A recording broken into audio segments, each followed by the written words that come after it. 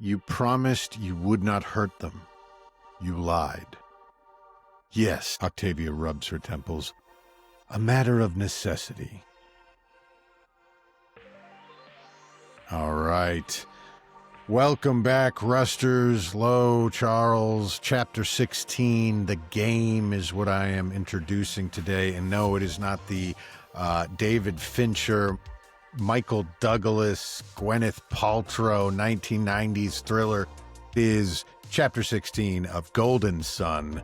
And this is the immediate events following the game played between Octavia and Darrow. And I am happy to be here. A quick kind of alert to the listener. Here be dragons and spoilers for all books and all things Red Rising, except for the ongoing Patreon Book of Lorne, which, by the way, I do suggest people get. I'm not exactly a comic book guy. I was when I was a kid, but I haven't really been a comic book guy for 20 years. But I've been really enjoying both the comic books and the once a month there's like a chapter of the Book of Lorne, the prose, and that's what I'm there for, most of it. The prose is really, really interesting. If you want to know what it was like when certain characters first meet other certain characters, this is where you'll get some of that. So definitely check that out. Also, here be swearing and all sorts of adult shit. Basically, we are grown-ups and we are talking about what starts out as a YA series and ends up being a rather adult and at times disturbing series. There's stuff in these books that happen that are not for the light of heart. So if things can get you off or... Yeah. Yes, big time. And if things can darken your mood or upset you, maybe this is not the show or the book series. But I feel like if you're this far into listening to us, we're almost 50 episodes in here, then you know what you're getting. So, the warnings will come if we think it's a particularly touchy subject that needs a little bit more soft handling. As always, Pierce Brown created this amazing sandbox, and we are just playing in it, so we thank him and give him all credit. My howl of appreciation today is author Jay Kristoff, the creator of the Empire of the Dawn, the Empire of the Vampire, the Empire of the Damned, and fantastic series. I can't wait for you to finish the last book because I actually have a couple bones to pick. Oh, really? Well, not even bones. I have thoughts. I have thoughts that I want to get your opinion on. But I'm working my way at a snail's pace. Don't you worry. What I really love about his books, the characters are fantastic. The dialogue's fantastic. The setup is amazing, and the world is really, really rich. I also like Jay Kristoff's presence online. He is super quick to reshare people that make his artwork and interact with fans, and he's just clearly someone who has created a world and has populated it with interesting people and loves how much people love his stuff. Yes. And I think that's really cool. The howl of appreciation today is the author, Jay Kristoff. I have a question. Yes, fire away. Is this the only books of his that you've read? Because I haven't read anything else from his besides this series. So far, but I know that he's got another couple of that I'm going to definitely check out somewhere down the road. But yeah, everything that I've read by him is just the Vampire Empire series. of the Vampire, yeah. Yeah. Shout out to the wonderful Book and Box Co. We appreciate them generating the new logo and all of the phenomenal stuff that they've got on their Etsy shop, or is it a Patreon shop? No, it's an Etsy shop. It's Etsy. Yep. And I've spent too much of my wife's hard-earned money Yes. on the Book and Box Co. Etsy store, but everything I've purchased has been phenomenal. So we really appreciate them in many, many ways. Well, And given for now, this winter season, though, I bought 2 nice new sweatshirts oh, did you from get the them. sweatshirts?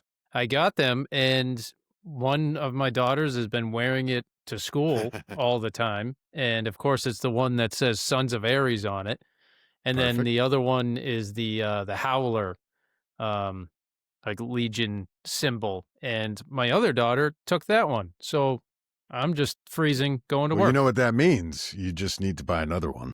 Yes, yes, but I have the watchful eyes on me, so, The she's Eye of watching. Sauron Yeah. is just observing you at all No times. more Red Rising, damn it. Yeah, I'm trying. Well, you need to live for more and break the Yes. chains of her purse and buy another sweater. Yes. The one quick question for you, Let's go. little trivia, little Oskamani Oh, attack here. yes. Who is Caddis? Caddis. Cadus.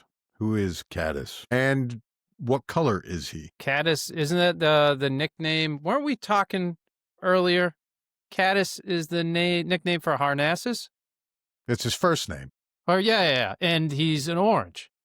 There you Yeah, go. I there just we wanted go. to test. I Well, I want to was gonna see say. what information actually gets into that fucking head of yours. I have no idea. It changes every day. What goes in, what comes out, what sticks. A kaleidoscope of thoughts. That's all you I are. like that test. Okay, all right. And now, my good men, are you prime? I am prime.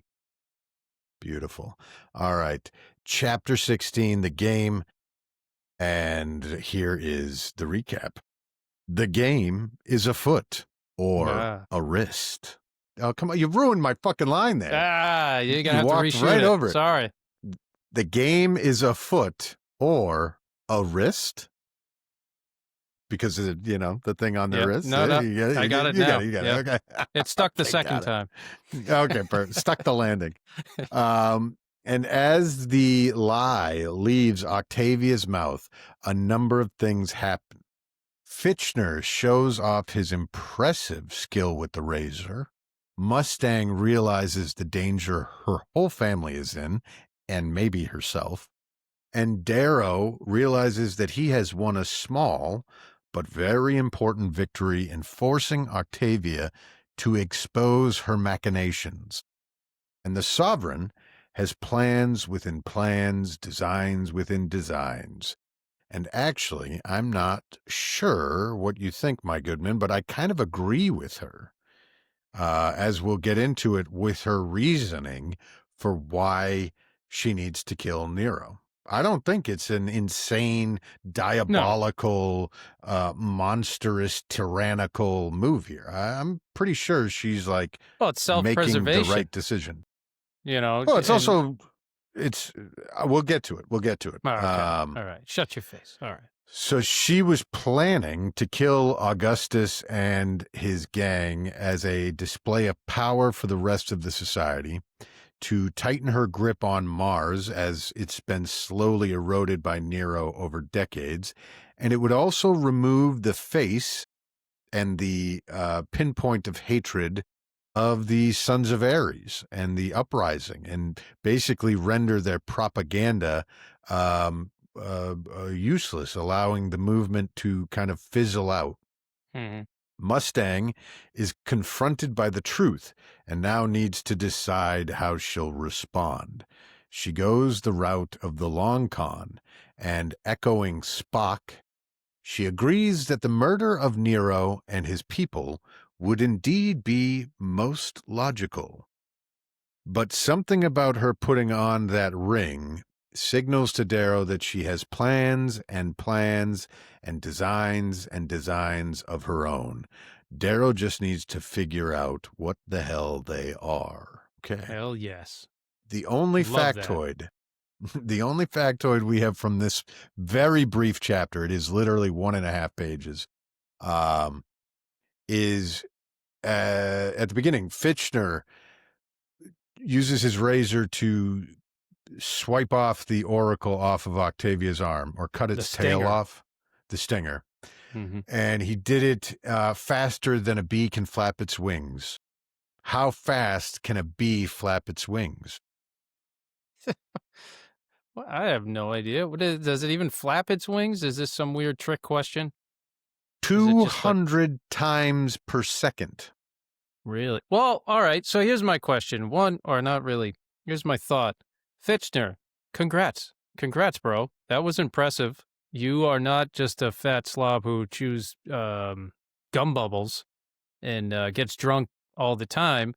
And my second point is, hey, Aja, where the hell were you? I thought you were Well, the ninja. yeah. I am 100% with you there. Yeah. Not much of a bodyguard is Aja No. O'Grimace. She got And too also, confident, too cocky. the Rage Knight is Yeah. actually more than just kind of a fat, drunk slob. And Apparently, he might be the fastest hands this side of the Mississippi because if he's moving faster than a fucking butterfly or a bumblebee flaps its wings, like that's pretty goddamn fast. 200 times a second? Really? Yeah. That's impressive. Yeah, I didn't picture. I thought for sure at the end of the chapter of my chapter, I thought that the stinger actually hit her arm. You know, I did too. It made it seem like that was going to happen, but for sure, I thought when they mentioned the whole razor flinging out, it'd be like that's got to be Aja, and again, it's not. And how Darrow threw him around like Fitchner around like a rag doll in the Institute of the first book, I did not see this coming. Dude, I pictured impressive. Fitchner like me. You know, I always thought Fitchner looked like me, like kind of a... You trip over your own feet? Well, maybe like not like a drip of a human being, but not a physical specimen, not by any means like somebody that you'd be like, oh, I'm going to lose in a foot race against that guy. You know, it's just some guy. And it turns out, well, he is some guy, but he's also wicked fast with a blade. So and good smart, on Fitchner. Because to know that, he must have known what Darrow was asking, and he knew that this was going to be a lie that Octavia would say, and that he probably needed to react. True. Where actually Aja was just struck, like she was shocked when Darrow said it. So not having that reaction, Fitchner knowing, and it gave him the advantage to make the first move. You hit on something interesting there. What if it did hit Octavia? What if he wasn't as fast as a butterfly or bumblebee's wings? What happens? Well, she's not going to die. She's going to, you know, what do you mean? What happens, like to her physically, or I don't know. You're the like whole calamity of this. Like, do they drag Darrow out and like he didn't do anything illegal? She's the one who started the game. It's her fucking thing. It would have ended up in bloodshed. If that thing struck her arm, she's writhing in pain, screaming on the ground. Aja would have snapped out of her, horrible bodyguard state and probably pulled out her razors, and then it just would have been mayhem. Fitchner would have, spoilers to anyone listening or watching, Fitchner would have came to the side, I'm assuming. Oh, no, I don't know. He probably still would have figured, oh, no, he made his bed. He's lying in it. I have bigger things to deal with. So he probably would stab Darrow in the back. That was kind of how I was saying it. Like it would be too valuable a position to give up. Moving on without spoiling something. Even though we've spoiled that little factoid in the past, you never know who's just picking up the show. And so if somebody just joined and they haven't gotten that far, I don't want to that's one of the best twists in the whole series. Yeah. So, all right, going on to the first quote today. Do you know why I need your family gone? Octavia asks Mustang. She doesn't reply. I asked you a question, Virginia. Put aside petulance and answer. He is a threat to peace, Mustang replies flatly, slipping the ring on her finger. He disregards your orders. He does not obey financial directives. He delays helium-3 exports for political gain. If I tried removing him from power, what would happen? Mustang looks up at her. He would rebel. So, what am I to do? If he rebels while on Mars, it becomes his planet fortress. The monies it would take me to pry him out, to find him, to kill him, to reinstate order, is incomprehensible. Ships, men, food, munitions, trade, helium-3 shortages. The society would not recover for years. So the reason I brought that quote out first is, again, maybe spoilers here. Did Octavia just map out the rebellion's whole plan and game for Darrow? Everything she says here is exactly right and exactly why the Sons of Ares are targeting Mars. Do we have a sense of where the rebellion would find a home in terms of other planets at this point? Mercury, Earth, and so on. Is it now? I know within this chapter we hear that it is moving at a rapid pace, but where is the rebellion on Earth and Mercury? Yeah, and we Venus, have no idea. and in the rim, because we know later on we know that it exists out there. So, do you have a sense of where it is on these other planets, and also, do you think that the outline that she had there for why Nero is a problem is also exactly why the Sons of Ares are trying to start the rebellion there on Mars? Well, he's a weakness to her. And I mean, the Mars is the central hub that we know of for the Sons of Ares. They are expanded outward, but we don't know the power they have or the skills or munitions. We don't know anything. But in a sense, you have this person that's supposed to be your ally who's stealing from you, allowing this giant insurrection and rising to happen. If you ended up cutting off the head of your own ally, this would be to your own beneficial move. And you give that rising no enemy to go after. And to a point you meant earlier, it helps that just dissipate to a point, not totally, because it's still, I think the rising would still be, built up, but I feel like some of it would drop off. But yeah, I don't know. This is again one of those things where we've seen this in history where like a king knows that one of his dukes is trading with the enemy or skimming off the top of his taxes or underreporting the crops, and either that duke is too powerful to rein in, or they have it's beneficial to let them think that they're getting away with something. Yes. To keep them fat and happy as opposed to actually cracking down. So it's not, this is, not a particularly unique or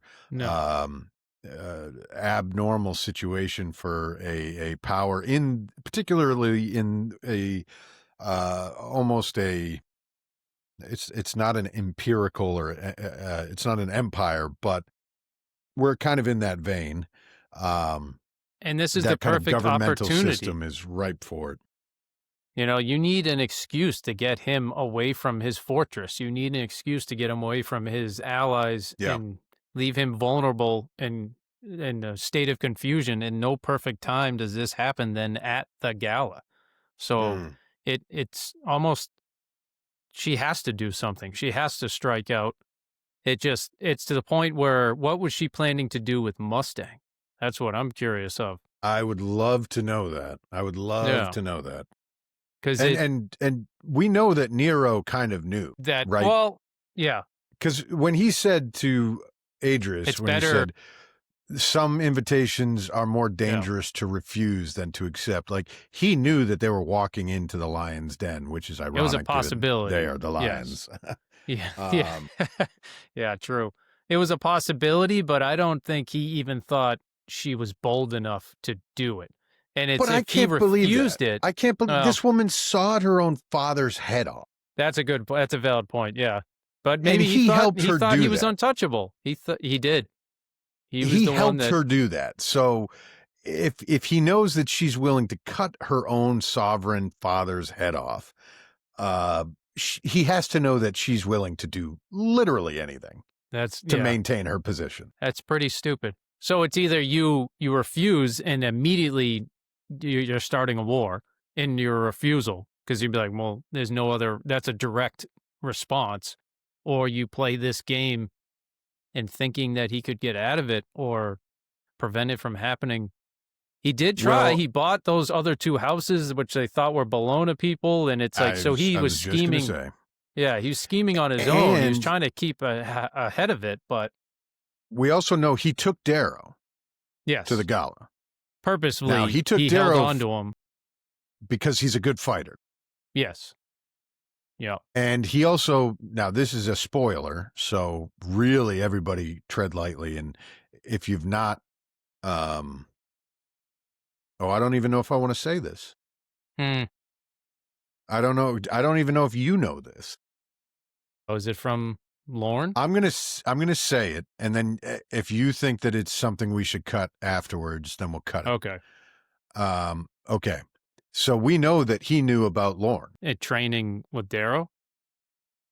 Oh, really? Yeah, Nero knows about it. He's sanctioned it. He allowed it to happen. I wondered that, though. It's like how obvious since the Institute to the Academy, every morning is when For he 2 trains for 2 years. Like he had to have known, but that makes sense that he knew and he sanctioned it. But again, So, I haven't read which- the Lorne stuff until it's all But out. I'm not. if you think of that in context, like all the more reason you want to bring your best fighters to this gala. If you think something 100%.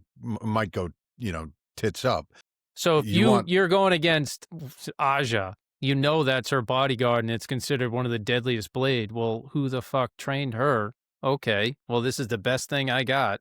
I can't bring my own obsidians. I can't bring my grays with me. So yeah, of course. And he thought he bought these other houses. He probably thought he was 3 steps ahead. But what do you think Octavia was really going to do? Obviously, all of House Bologna probably was going to stand up and then whatever allies they had, and they were just going to go over there and just slice all their heads off? Is that what? I think that it was Yeah. going to be a cry havoc and unleash the dogs of war. And by dogs, I mean Karnas and crew. We're Yeah. just supposed to find a time to sidle over to the Augustus table and just start swinging their razors. I think. I mean, I don't know. I don't think we have any clue, or there's no insinuation of any plan outside of something was going to happen. Yeah, the 6th course. Yeah. I'm gonna next So- dinner I go to. I'm just gonna admit. Well, what if? I don't know. Well, now Just you know post it, what I'm 'cause, thinking You about. think you're comfortable? Yes. What are you thinking about? Now I want to go and see if there's if that's a reference to something.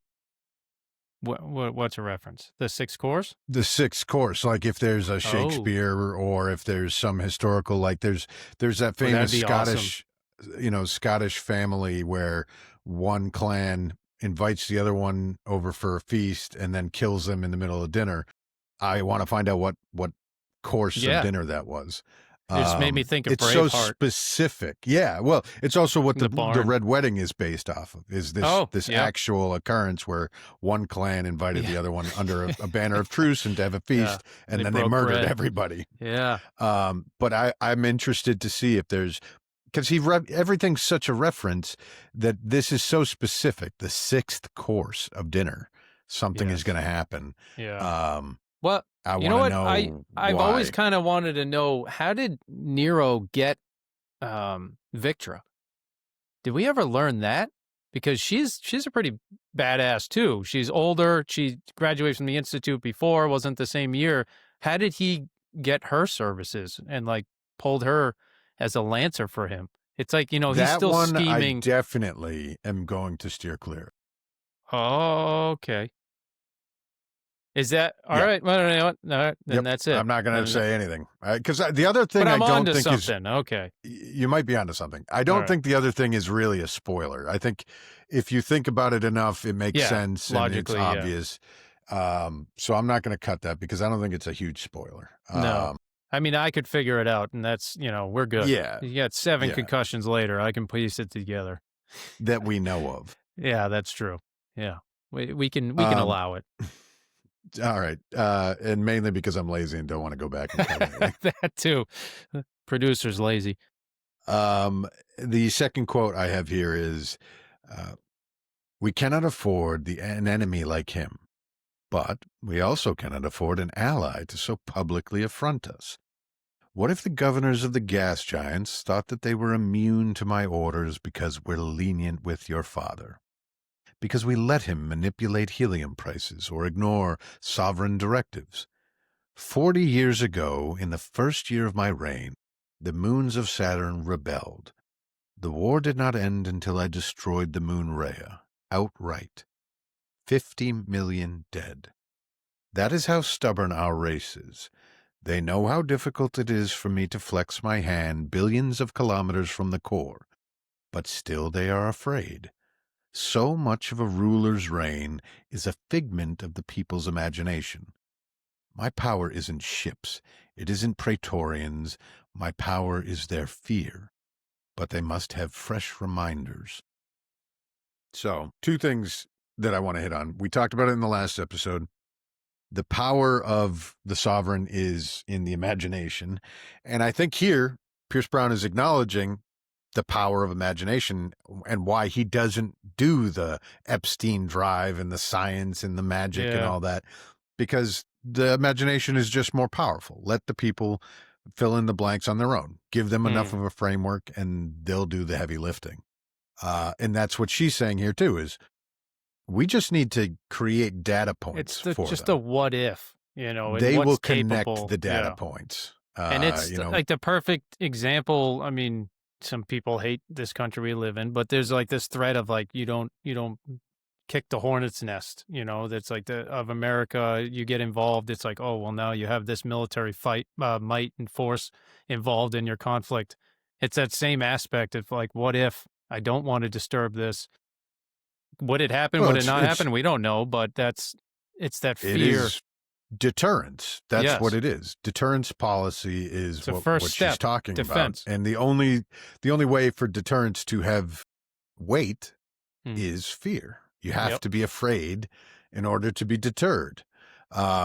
And Octavia's really leaning into the Stalin of it all here, because she's doing it's better to be feared than loved, velvet glove over an iron fist, all of that. But is it true? What is power other than the intimation of or potential for violence?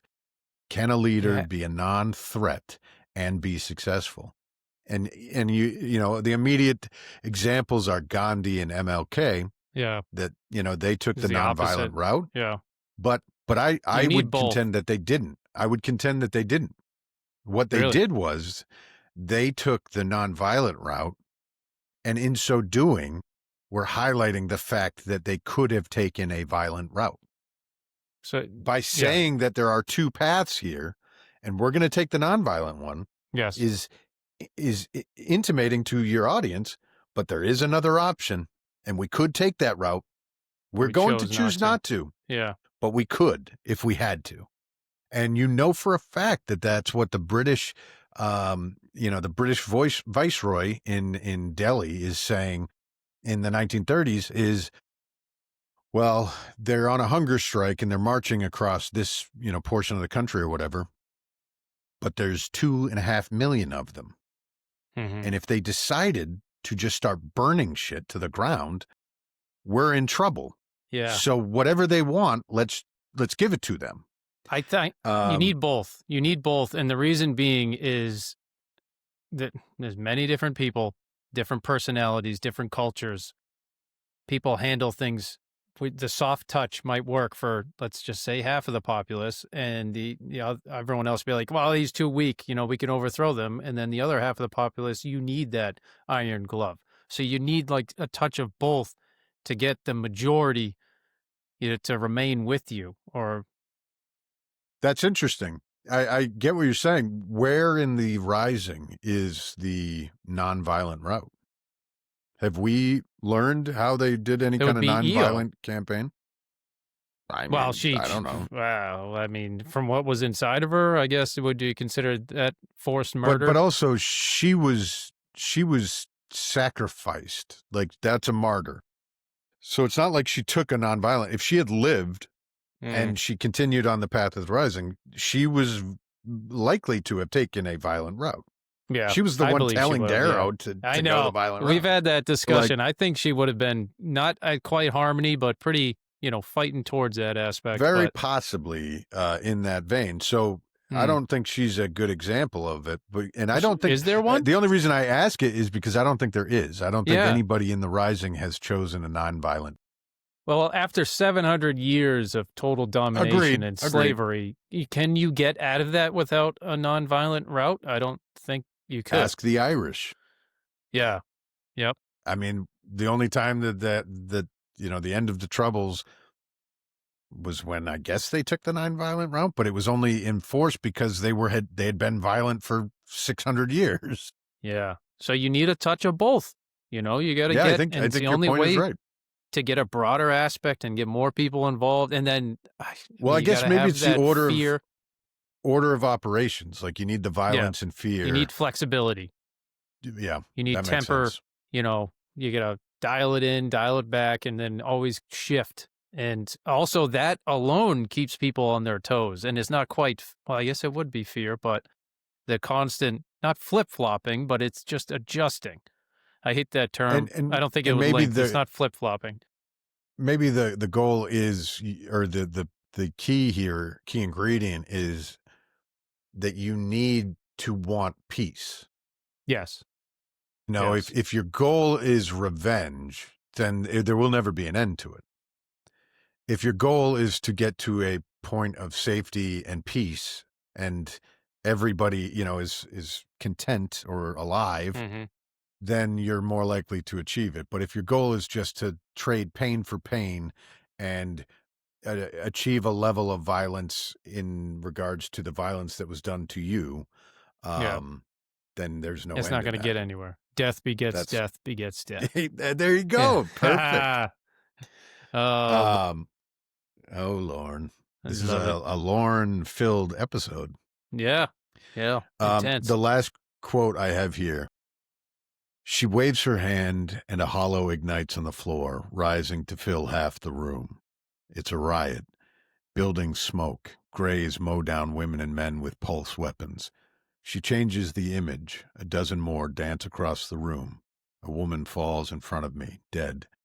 Hole in her skull, smoking still. I stare down at the sudden horror. Is this Mars? I ask, fearing for my family. You would think so, wouldn't you? The Sovereign traces a finger through the muzzle of a pulse rifle as it fires. It's Venus. Venus, Mustang whispers. There are no Sons of Ares on Venus. Nor will there be after tonight. The flame spreads even to the core. 2 hours ago, multiple bombings racked the society.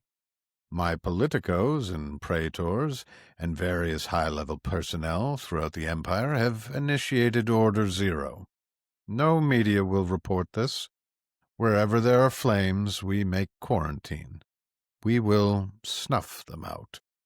Something your father did not do, Virginia. In fact, he allowed the Sons to thrive, to spread here.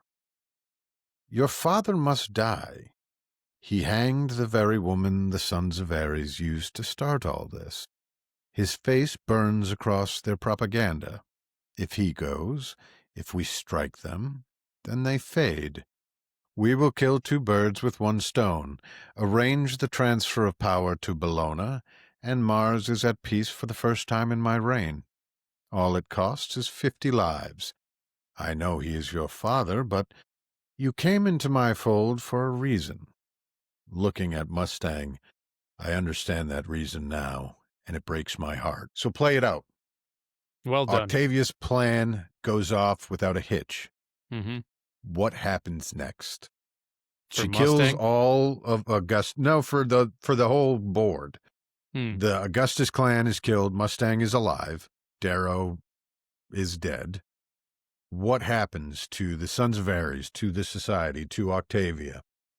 The Sons of Ares won't dissipate entirely. Maybe it would be weakened. They don't have the figurehead, but they're still slaves. They're still being shut down, and they're still going to try to rise up. But Bellona will end up taking over. I'm sure the Sovereign plan with Mustang is to convince her this was the right course. Your father messed up or whatever. He wasn't a real father. He was always, leaving you and never, they had similarities where they mentioned, both of our fathers were lacking.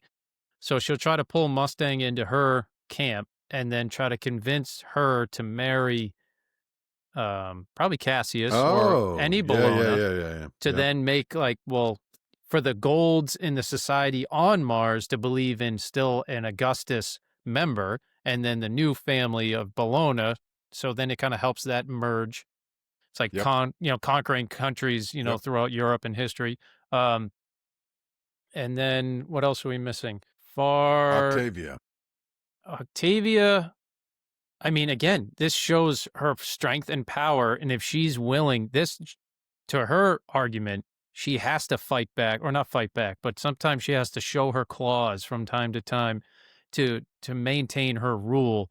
So I don't see this as anything necessarily bad unless Mustang doesn't get pulled over to her cause or her side. That'd be the only negative. And obviously we know Mustang, I don't think she ever would have, but this was the best play that Octavia could do. And also, we know that Mustang is a survivor. Yes. And she's I logical. mean, we know that, And but again, Octavia if she doesn't. looks at the board and says the only path forward here is to play it out and marry the Bologna and, well, I mean, there's, and down the road, Octavia will die. And if Mustang's still alive, maybe at that point she can figure some way to get through and bring Mars out of the society or do. But I mean, at this point, she hasn't, she still thinks that the society is a net positive for mankind. So it needs to change, but it doesn't need to be dismantled. She believes in it. She's a reformer, right? Yes. I mean, she's kind of in that wheelhouse. So I Is don't that know. what I think kinda that's you interesting. I think your believe? take is right. Yeah, Yeah. I think your take is right. That the rising doesn't go away, but it dies down, because it doesn't have that white hot ember burning. It also, it also wouldn't, if we play it out like Fitchner. Oh well, I guess a spoiler. It's The not just person me, in people. charge, is less likely to, or isn't off the board. No, So no. it's not like That's the a head of the valid snake point, has yeah. been removed. Yeah. So it doesn't go away, but it's quieter. And then Mars, she's probably right. Mars is probably at peace for the first time in a reign. Yeah. And probably at more peace. Probably will never be at peace. But then there's still the people of the Rim. There's still. Well, that's what we were talking about earlier. So, like, where's the rising in these other places? It looks like on Venus it's just starting to bubble up. But like if it's hot and heavy on Earth and Luna and Mars, and then out in the Rim there's a huge uprising or potential uprising bubbling, then maybe this doesn't do anything, but buy some time. Buy some time, yeah. That's probably the right. You've made that argument before, where it's inevitable that there's going to be a civil war or some sort of calamity without an outside force. Yeah, you're trading time. And because I've learned that from you. It's the Crusades. Like, yes, you have all these military-minded families with all the time, money, and expertise to wage war, but nobody to wage war against. Mm-hmm. So eventually they're going to do it against each other. Yes. That's just how human beings work. Which reminds me, what is that? There's how many Peerless scarred on the board? We never 118,000. 32,000. Yeah, 132,689 for nearly 40 million golds. That's how many Peerless scarred there are. Wait, give me those numbers again. I want to see what the percentage is. Yeah, hold on, let me pull up my your fancy phone. So it's what's how many golds overall? It says 40 million golds, and it's 132,000. Hold on. He's He seems older than he is. He can't figure out technology. It's quite hilarious. This is my Okay, and how attempting many at Peerless? vamping. How There many are Peerless? 132,689. And here I am. I can't read the irony. Okay, so that's 0.33% of the gold population is Peerless scarred. So not even 1%, Yeah. 0.33. The only Not great odds. No, not great whatsoever. And I'm thinking, well, I mean, if you had on one battleship, how many Peerless Scarred would you actually have on that? And if the whole ship goes down, the whole dreadnought. But like, what is our military force? Isn't like 1% of our country is like our military force? Yeah, but it's yeah, technically. Yeah. That's what I But thought, or like, 1.5%, or I don't remember. That but was years ago too. really, you have to look at it and say, okay, but what percentage is of age, like of military Potential. service age? And if you were to open up the draft tomorrow, Oh, all right. so, Yeah, but so I'm saying maybe there's active duty. active Like duty. I think currently it's active 1.3 duty. million. Yeah. Yeah. I think it was like 1.5 1 million. All right. So 0.33 is Peerless. I mean, that's any gold is superior to the, other races in physicality and their mental intuition. But so again, you could put a single gold that's probably just a drunkard from the local tavern and probably put them against some of the other colors and beat the crap out of them. Active duty Americans, there's less than 1%, with roughly Okay. 1.32 million full-time personnel across all branches. And Wow. the U.S. population, wow. The Army has 445,000, Navy 330, Air Force 313, Marines 168, Coast Guard 40,000, and Space Force only has 10,000 active duty members. Well, We did probably it are get going to shut need down? those numbers to go up. Yeah. Well, I mean, yeah, we're still in the infancy phase of let's say Space Force or whatever the hell that will turn into in the future. But I Very guess true. it's the Very building true. blocks. But But I'm not sure once our president now left, did they shut down Space Force or did it remain open? I don't know no, if you know. it's still a thing. It's just Yeah, all right. not. They like We're not funneling resources yeah. and material and men into it the way I don't know why. I I thought think it was planned on. yeah. They just didn't want Because him I think to do your it. point, we're not quite at that. We don't No. necessarily need space fleets. No. We're playing with rockets when really we don't even understand. We can How the barely hell? figure out how to swing sticks. Yeah. All right. That is a wrap on the recap of Chapter 16, The Game. For Type Beams, we have, I just want to shout out Therm Au Crumson, who writes a review on Apple. Great duo, 5 stars. Hell yeah. Great podcast for fans of the books. I especially like when the one that sounds like an ancient vampire, I believe that's me, Yep. fools the one that sounds like a minstrel, I believe that's you, into agreeing with a very controversial action or opinion, and then reveals that this is actually a very messed up opinion. Yeah. Ha ha ha.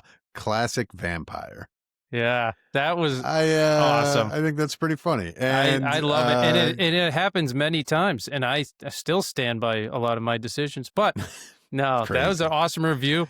And great review. Also, given the howl of appreciation today being Jay Kristoff, the vampire reference. I mean, it's synergistic. Synergistic.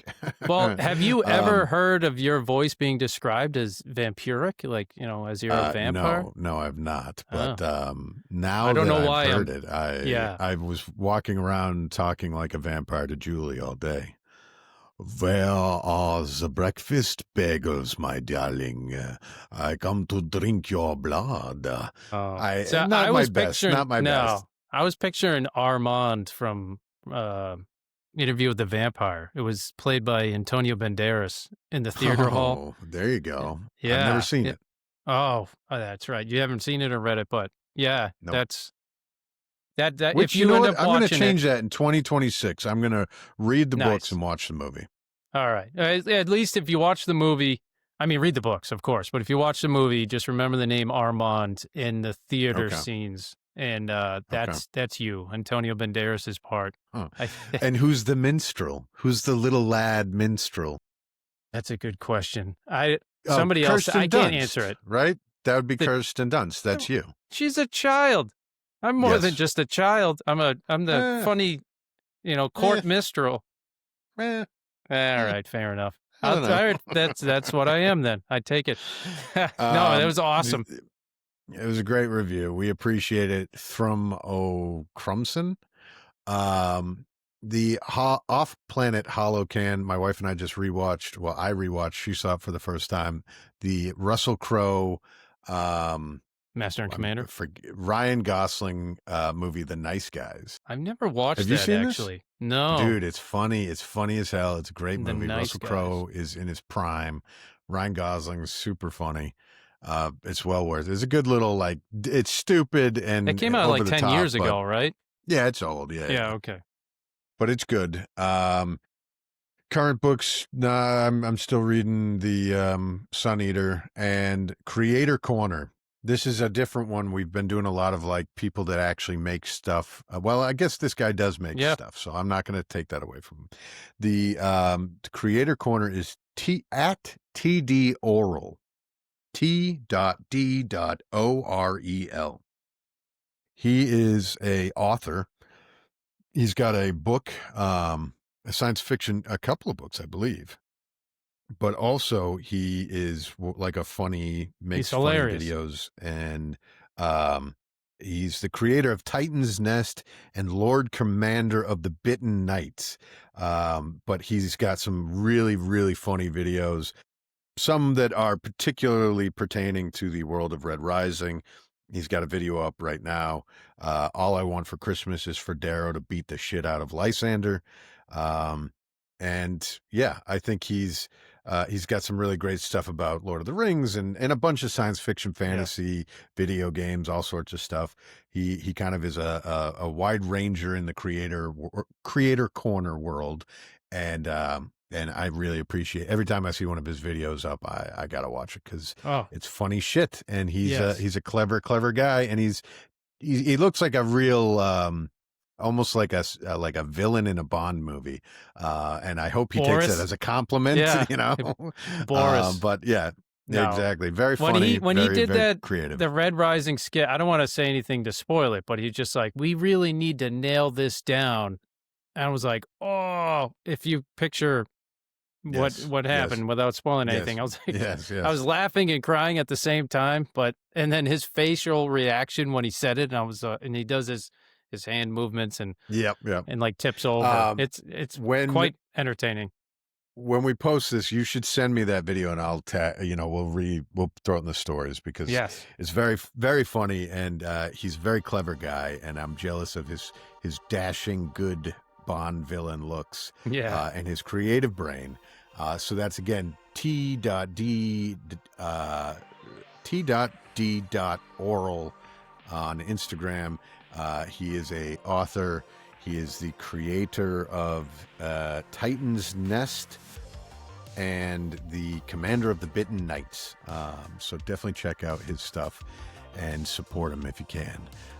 And for the rest of this episode, I've got nothing else for this one. So check us out on Instagram, TikTok, Twitter, and YouTube at Sons of Aries Pod. If you have a question, comment, idea, or you want to talk about theories, or you want to possibly throw up fan fiction ideas, anything like that, it is the Sons of Aries podcast at gmail.com. And please rate, review, and subscribe and share. And that's it. Have a great Christmas if you celebrate. If you don't, well, no, this comes out Monday. So I hope you've had a great Christmas or holiday and have a wonderful, safe New Year's. And thank you for listening. For the Rising. Valentine.